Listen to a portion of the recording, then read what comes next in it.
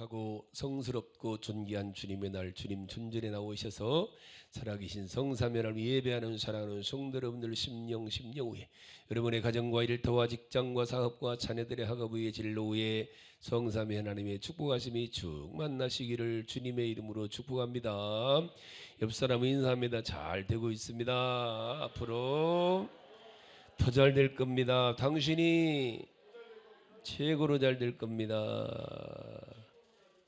할렐루야. 이제 대통령 선거가 며칠 남지 않았습니다. 기도 많이 하시고 정신 바짝 차려서 난 안 해 그러지 말고 다 동참을 하셔갖고 꼭 투표들 준비하셨다 하시길 바랍니다. 잘 정신을 차려야 돼요. 정치하는 사람들의 말을 쉽게 다 듣고 그런 줄 알면 안 돼요.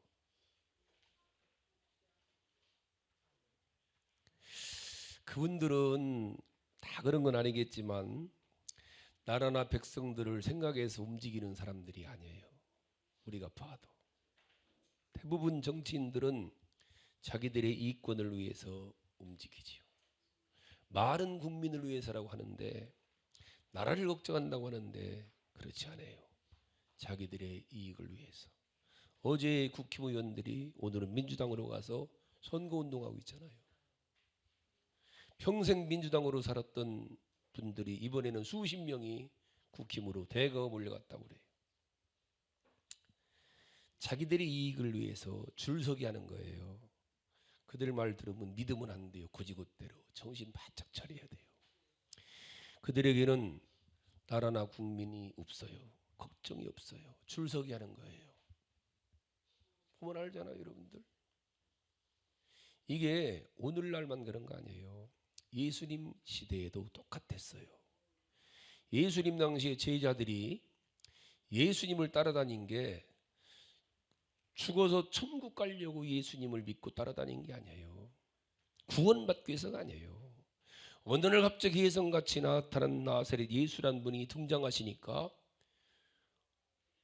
저분이 조만간에 다윗 왕과 같이 우리나라를 정말 왕국으로 세워놓으면은 이 땅에 천국 같은 나라가 이루어져서 그때 나라의 총리가 되고 장관이 되고자 해서 예수님을 따라다니는 거예요. 주님 당시의 제자들 생각에는 하나님 나라, 영원한 영생의 나라가 없어요. 눈에 보이는 나라, 저 예수가 세울 새로운 나라, 이 땅에 건설될 육신에 보이는 세상 나라예요. 그러나 예수님이 이 땅에 세우는 나라는 그런 나라가 아니에요. 눈에 보이는 나라가 아니에요. 영원한 하나님의 나라, 영혼의 나라, 보이지 않는 나라, 하나님이 다스리는 나라를 세우려고 오신 분이지 예수님이. 그러나 정치인들이 원하는 건 그게 아니에요. 우리 주님의 생각과는 전혀 다른 것이죠. 오늘 여기 46절 보면은 한번 46절 보면 제자 중에 누가 크냐는 변론이 일어났다는 거예요. 서열 싸움을 하고 있는 거예요. 제자들끼리 자리 싸움하는 거예요. 이런 변론이 일어난 배경이 있잖아요. 우리 주님이 빈들에서 5,000명을 오병이어 갖고 먹이고 열동이 엄청난 기적이 일어났어요. 그 다음 사건이 제자들에게 세상 사람들이 너희들은 나를 누구라느냐, 베드로가 하늘에 주는 그리스도 살아계신 하나님의 아들이십니다 라는 신앙 고백할 때 표현하십니다. 네가 복이 뚜다면서 너에게 하늘 문을 열고 닫는 천국 열쇠를 주리라 그랬죠. 그때부터 제자들 사이에는 천국 서열에 경쟁을 시작하는 거예요. 분명 베드로가 가장 큰 자라고 생각했지만 제자들 가운데 서로가 자기들도 한번 해보고 싶은 거예요. 게다가 베드로와 요한과 야고보만 데리고 변형사로 올라가서 신비한 체험도 했지. 엄청난 거예요. 그리고 내려오셔서 귀신 들린 아이를 주님 말씀 한마디로 고치시는 거예요. 이런 모습들을 보시, 저 예수가 우리 선생님이 아주 왕만 되면은 엄청날 것 같다. 이때부터 서열 싸움을 하는 거예요. 제자들이 지금 서열 싸움. 그런 서열싸움을 하는 모습을 보시고 주님 뭐라고 그래요? 자, 46절부터 다시 한번 읽어봅니다. 46절 시작. 제자 중에서 누가 크냐 하는 변론이 일어나니. 47절에 주님 뭐라고 그래요? 예수님께서 그 마음에 변론하는 것을 아시고, 이런 마음을 아시는 거예요. 어린아이 하나를 데려다가 자기 곁에 세우시고 그들에게 이르시되 누구든지 내 이름으로 이런 어린아이를 영접하면 곧 나를 영접함이요 또 누구든지 나를 영접하면 곧 나를 보내신 이를 영접함이라. 너희 모든 사람 중에 가장 작은 그가 큰 자니라. 이 말씀이 누가복음보다 마태복음에는 훨씬 더 길게 자세히 기록되어 있어요. 마태복음 16장부터 18장까지에서 기록된 말씀이에요.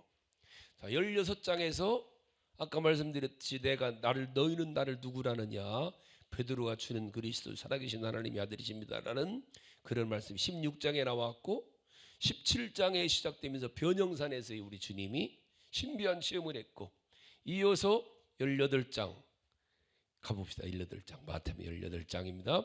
이 말씀이 이제 18장 1절부터 오늘과 같은 말씀이 나와요. 자, 마태복음 18장 찾으셨죠? 자, 1절 읽어봐요. 시작. 그때 제자들이 예수님께 나와 이르되 천국에서는 너가 크니까 물으니. 2절에서 예수님께서 한 어린아이를 불러 그들 가운데 세우시고 뭐라고 그래요? 3절에 이르시되 진실로 너에게 이르노니 너희가 돌이켜 어린아이들과 같이 되지 아니하면 결단코 천국에 들어가지 못하리라. 자, 천국에선 누가 크니까 묻는데 주님께서는 뭐라고 그래요? 천국에 들어가는 게 먼저인데 싸우는 제자들에게 저들은 천국에 들어갈 수가 없다는 충격적인 말씀을 여기서 하시는 거예요. 그러면서 주위에 어린아이들이 많이 있는데 그들에게 주님은, 예수님 당시에 항상 어린아이들이 많았어요. 지금 우리나라가 지금 안타까운 게 어린아이들이 교회도 없는 게 지금 제일 안타까운 거죠. 이게 세상과 또 다른 모습 중에 하나예요. 세상 사람들 아이를 별로 인정을 잘 안 해요. 아이들은 가라 그러지. 아이들은 가라. 아이들은 가라 그래요. 별 볼 일 없으니까 집으로 가라 그래요. 그러나 우리 주님은 뭐라고 그래요? 어린아이들이 내게 오는 것을 금하지 말라. 오늘 여기서도 주님께서 누가 크냐 변론하고 지금 싸움 나는데 서열경쟁하는데 주님이 어린아이 하나 세우면서 이르시되 너희로니 너희가 돌이켜 어린아이들과 같이 되지 아니하면 결단코 천국에 들어가지 못하리라. 어린아이 같이 되지 않으면 결단코 천국에 들어가지 못하리라. 결단코예요. 천국에 들어가지 못하면은 큰 자 작은 자도 없지요. 그러니까 우리는 큰 자가 되기 전에, 자리 싸움 하기 전에 먼저 천국에 들어가는 게 번저라는 거예요. 참 놀라운 사건이에요. 역사적으로 보면은요, 18세기에 민중의 가치를 발견했다고 그래요. 19세기에 여자의 가치를, 19세기 이전에는 여자를 사람으로 안 봤죠. 19세기 들어서, 20세기 들어서 어린아이의 가치를 발견했다고, 역사적으로 세계 역사가. 근데 예수님은 벌써 2000년 전에 어린아이의 가치를 보시고 인정하시는 거예요. 마태복음 11장 25절에서는 하나님 나라의 비밀을 지혜롭고 슬기는 자들에게 숨기시고 누구에게? 어린 아이들에게 나타내신다 그랬죠. 꼭 어린아이 같은 사람이라고 봐야 돼요. 그래서 우리가 어린아이들과 같이 지금 예배드리고 있는데 어린아이들에게서 많이 배워야 돼요. 아이들에게도 배울 것이 있다고 그러는데 영국에 계신 워즈워드는 어린이는 어른들의 아버지다 그런 말도 했어요. 어린아이를 들이 우리는 잘 생각해 봐야 돼. 왜 어린아이 같아야 천국에 들어간다고 했을까? 천국에 들어가기가 그렇게 어렵다고 그랬는데 낙타가 바늘구멍으로 들어갈 수가 있어 없어요? 없어요. 그 있을 수 없는 일이에요. 인간의 힘으로는.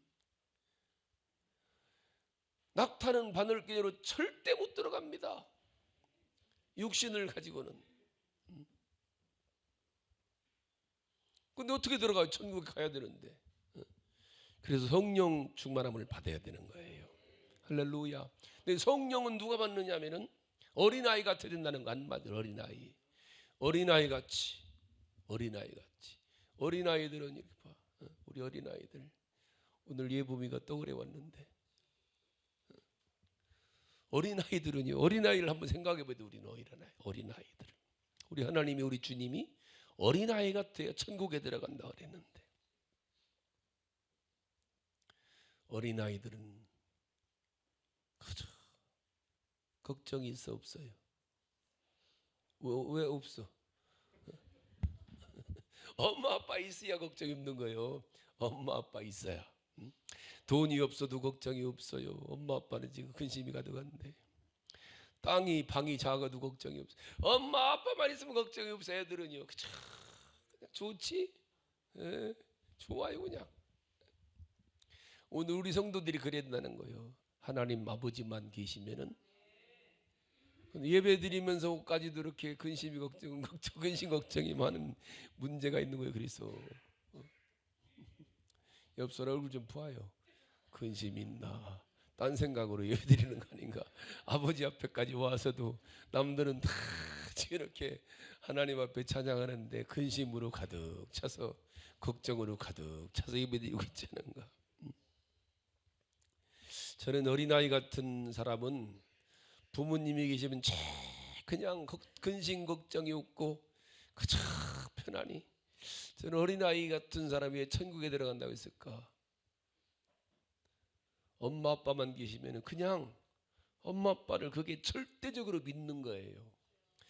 빚이 있던 없던 돈이 있던 없던 집은 지금 경매를 들어가든 말든 엄마 아빠 있는 애들은 걱정이 없어요. 그 진짜 우리가 하나님을 제대로 믿는 사람이라는 어떤 환경에서도 그게 진짜 믿음이라는 거예요. 진짜 믿는 거예요. 진짜. 어린아이는 말 그대로 믿어요. 어린아이들한테요. 하준이 어디 갔어? 아빠하고 저 방에 들어가 있네. 이 화실에. 하준이한테 물어봐요. 애들 데리고. 우리 송 목사 요새 하준이네 이야기 할머니로 다니는데 그 얘기하면서 담배 피면 지옥 간다. 그래 봐요. 집에 가서 아빠 담배 피면 지옥 간대 그러지. 바로 그래요. 그냥 믿어요. 그대로 믿어요. 담배 피면 지옥 가요 안 가요? 안 간대요. 또 이제 집에 가서 담배 피면 지옥 안 간대 그러지. 그대로 믿어야 돼요. 그냥 단순해요. 근데 어른들도 그래 이러는 거예요. 지난주에 그 저 설교다 저겠잖아요. 장례식 때 유골을 어디다 넣지 말라 했어요. 항아리에다 넣지 말고 꼭 땅에다 묻어야 된다 그랬죠. 창세기 3장 19절에 흙에서 왔으니 흙으로 돌아가라겠다. 고린도전서 15장에서 우리 몸은 하나의 씨앗같이 땅에다 꼭 심어서 썩게 만들어야 된다. 예배를 마치고 나서 변장로님이 근심이 가득했어요. 변장로님이 큰 근심이 생겼어요. 결국은 물어보시더라고. 목사님, 제가요 수십 년 전에 큰 돈을 들여서 산을 사서 가죽 납골당을 만들어 거기다가 참 으리으리하게 막 돌로 그냥 막 납골당을 막 구멍구멍 파갖고 이거는 내 구멍, 이거는 우리 아내 구멍, 이건 동생 내 구멍 다 거기다가 항아리 두 갖고 넣을 수 있다. 내 동생은 이미 거기 들어가 어떻게 했으면 좋겠습니까? 가서 꺼내야 되겠습니다. 예, 꺼내야 돼요. 얼른 꺼내드리셔요. 그래야 되겠습니다. 봐요. 그냥 믿잖아요. 근데 어떤 이도 따지거든요. 돌도 가니까 생각에 수도 없이 생각하고 따지고 계산하고 게다가 대들고 신앙생활은 그러지 말라는 거예요. 성경이 그렇다면 그냥 믿어요. 그대로 그냥 그대로 믿어요. 그대로 믿으시고 그대로 행하시고 그대로 사시고 할렐루야 아멘 아멘. 그런 사람이 그 말씀들 그냥 그대로 믿어 들어간다는 거예요. 아멘 아멘. 그런 건 마태복음 18장 한번 가볼까요? 18장 4절 말씀 묻습니다. 4절. 자, 아까 우리 이어지는 말씀이죠. 4절 시작. 그러므로 누구든지 이 어린아이와 같이 자기를 낮추는 사람이 천국에서는 큰 자니라. 누가 큰 자라고요? 자기를 작게, 자기를 한마디로 자기 스스로는 작게, 남은 크게, 자기는 낮게, 남은 높게. 이게 세상 사람들과의 반대예요. 세상 사람들은 주로 자기를 크게 생각을 하죠.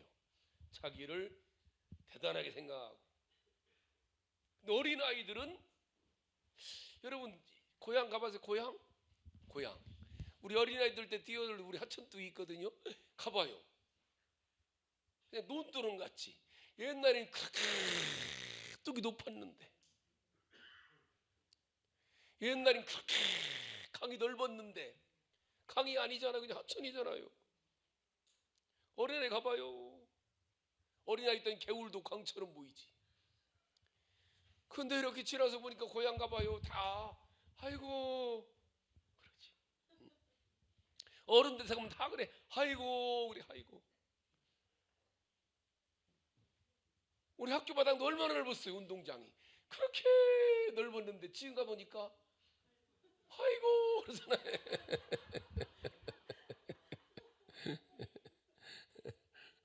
20살만 먹어도 위대 보였는데 어린이는 항상 우르르 보는 거예요. 어렸을 땐 다 크게 보이고 다 높아 보이고 다 대단해 보이고. 어느 조사에 의하면요 어린아이가 15살까지 50만 번을 물어본답니다. 질문을 15살 먹도록 50만 번을 질문하면서 큰다는 거예요. 자기는 부족하다는 거예요. 자기는 부족하고. 여러분들 그래야 성공해요. 특별히 사업하시는 분들, 혹시 정치에 꿈을 가지고 있는 분들, 하나님 지도자가 되길 원하시는 분들은 낮아지시고. 주님 말씀이에요. 온유한 자가 복이 있나니 뭘 받아요? 이 땅에서는요 대단한 사람이 큰 사람이 복 받는 것 같지만 그렇지 않다는 거예요. 온유한 자가 복이 있나니 땅을 기업으로 받는다는 거예요. 바울 사도가 뭐래? 자기보다 남을 낮게 여기고 남을 높이 여기고 남을 귀하게 여기라는 거예요. 할렐루야. 성경적으로 대표적으로 자기를 높이 여기고 자기를 귀하게 여겼다가 망한 사람이 사울왕이거든요. 사울왕. 사울은 끊임없이 자기를 높이고 끊임없이 자기를 존귀한 사람으로 살고자 하다 보니까 결국은 시기와 질투로 인생을 망친 사람이 사울이에요. 사울은 끊임없이 불안해요. 끊임없이 두려워요. 끊임없이 염려스러워요. 끊임없는 근심과. 왕인데도 불구하고. 왜 그래요?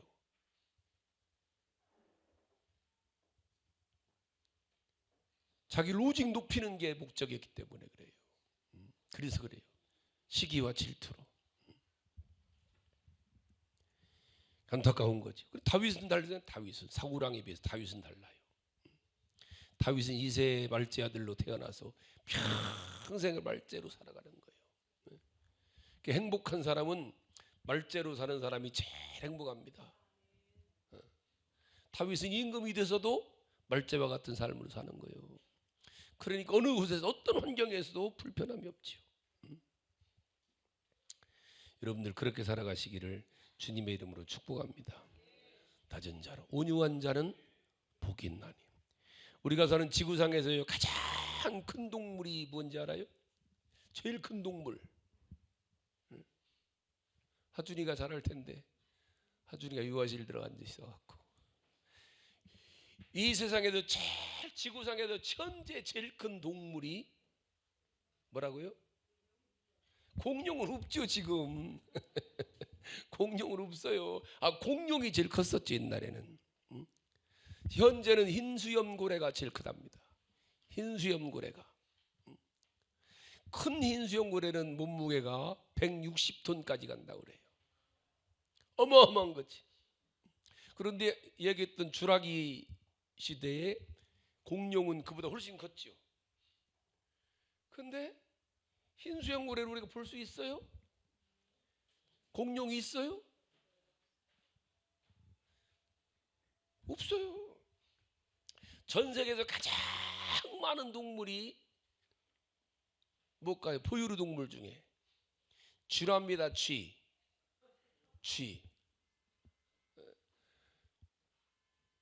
쥐하고 호랑이하고 싸우면 누가 이길까요? 쥐가 다 잡아먹었대요. 쥐가 다 잡아먹으시오. 아이고 참. 여러분 봐요 우리 생각에.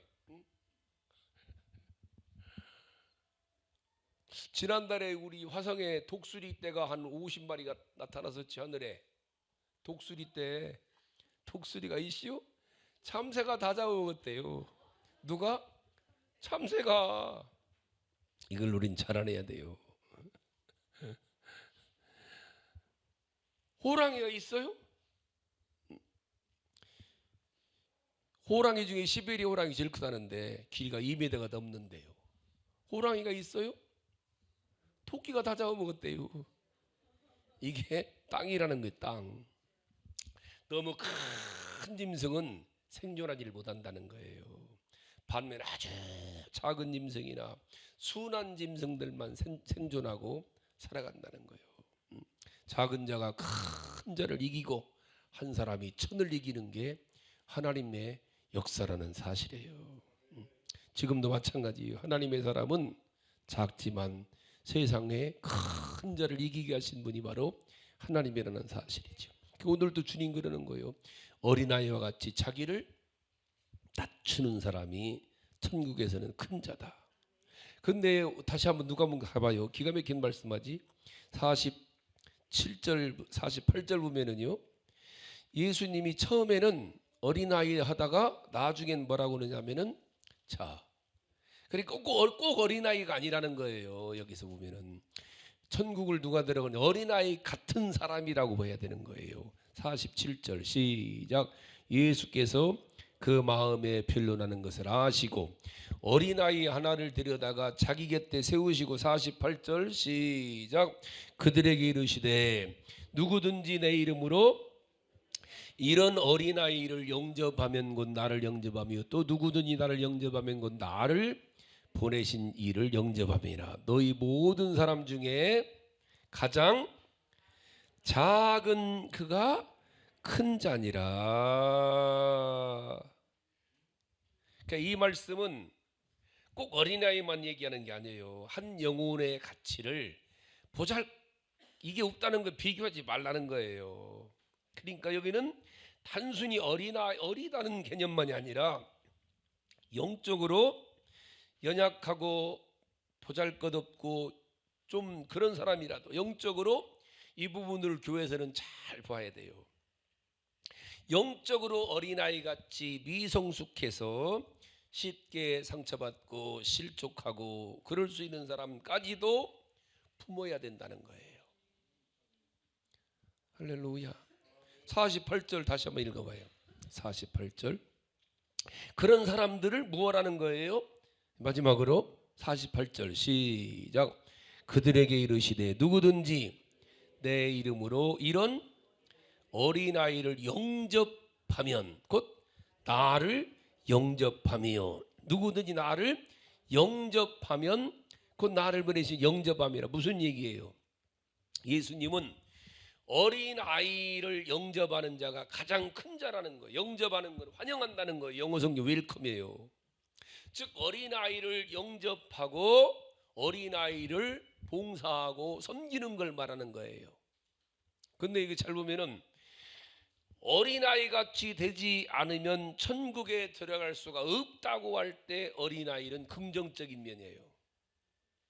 그런데 어린아이를 영접하라고 말씀하실 때 어린아이는 어린아이의 부정적인 모습을 말씀하는 거예요.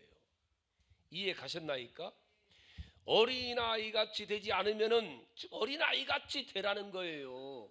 근데 어린아이 같은 사람을 영접하라는 것은 어린아이의 부정적인 모습을 말하는 거라고요. 어린아이는 어때요? 어린아이들은 저렇게 저 봐요.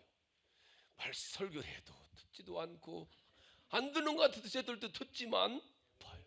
놔두라는 거예요. 근데 이게 잘 봐야 돼요. 어린아이는 늘 혼란스러워요. 지저분해요. 다투기도 잘해요. 너무 어리면은 똥도 치워줘야 돼요. 어린아이 생각해봐요. 밥도 먹여줘야 돼요. 삐지기도 잘해요. 놔둬요. 가만 놔둬. 예. 어린아이는 그런 거예요 원래. 이러다 보니까 예수님 당시에 어린아이는 사람 취급을 안 했어요. 여자도 취급을 안 했지만. 그 사람들은 약장사들이 어린아이 애들은 가라 애들은 가라. 애들은 필요 없다는 거예요. 가서 해놔봐라 하는 말 듣잖아요. 쓸모없다는 거지요. 그리고 예수님 당시에도 예수님 예배 드리면 애들 보내는 거예요. 가라 가라. 숫자도 안 셌어요. 빈들에서도 어린아이와 여자들은 제외하고 장정만 5,000명 세는 거예요. 그 어린아이 같은 어린아이 같은 인정을 않는 거예요. 근데 문제는 이 말씀을 잘 보면은 나이가 어린아이가 아니라 몸은 어른인데 행동은 어린아이 같은 사람이 있다는 거죠. 나이는 분명히 어른이에요. 근데 행동은 어린아이예요. 철부지가 따로 없어요. 교회에서도 별것도 아닌 것 같고 삐지고 별일도 아닌데 큰소리 치고 그게 왜 그렇게 삐지나 모르겠네. 건 뜯으면 그런 일이 있어요. 대전에.